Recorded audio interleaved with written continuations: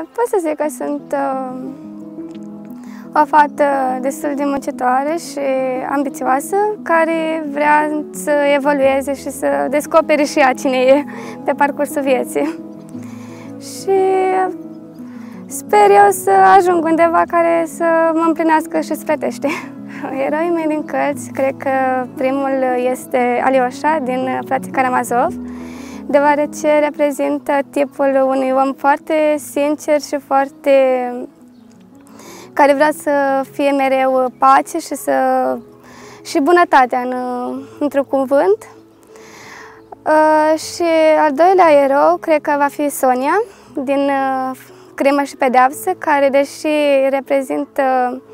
face parte dintr-o clasă socială puțin mai joasă, ea fiind nevoită să se vândă pentru bani, tot reușește să-l convingă pe Raskolnikov că trebuie să aleagă calea dreaptă pentru a se putea ușura sufletește de păcatul săvârșit.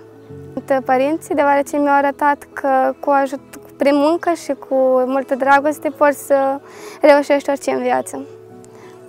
Cred că aș vrea să mă văd într-o familie fericită, înconjurată de dragoste și într-un trai decent, care să fie liniște și pace. Dar din dar se face rai. Da, pot să zic că le apreciez și că ele sunt profund recunoscătoare pentru ceea ce fac și că totuși susțin niște copii care au o viață înainte și pot să îi ajute, dacă au posibilitatea.